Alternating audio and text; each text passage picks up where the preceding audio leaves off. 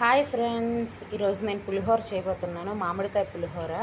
అది ఏ విధంగా అంటే రైస్ అనేది కడుక్కొని బాయిల్ చేసుకోవాలి ఫ్రెండ్స్. దాంట్లోనే నూనె పసుపు వేసుకున్న తర్వాత అది ఉడికిపెట్టిన తర్వాత అది కొంచెం చల్లారిన తర్వాత దాంట్లోని అది కొంచెం ప్యాన్ పెట్టుకొని గ్యాస్ పైన వేరుశనగ పలుకులు అనేవి కొంచెం వేపుకోవాలి ఆయిల్ వేసి. తర్వాత దాంట్లోని అదే ఆయిల్లోని శనగపప్పు, మినపప్పు, సరసావులు, తర్వాత జీలకర్ర వేసుకున్న తర్వాత అది కొంచెం ఫ్రై అయ్యాక పచ్చిమిరపకాయలు వేసి తర్వాత తురుముకున్న మామిడి ముక్కలు అనమాట, మామిడికాయ తురుము అనమాట వేసి వేయించాలి.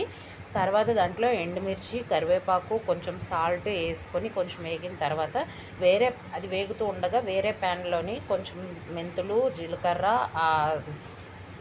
ధనియాలు, నువ్వులు వేసుకున్న తర్వాత అది కొంచెం ఫ్రై అయ్యాక దాన్ని పౌడర్ చేసుకోవాలి ఫ్రెండ్స్. తర్వాత హింగ్ అనేది ఆ ఫ్రై దాంట్లోని ఆ మామిడి తురుము పోపు ఉంది దాంట్లోని హింగ్ వేసుకున్న తర్వాత ఆ పౌడర్ని దాంట్లో వేసుకోవాలి ఫ్రెండ్స్. దాంట్లో వేసుకొని బాగా కలుపుకున్న తర్వాత ఒకవేళ సాల్ట్ సరిపో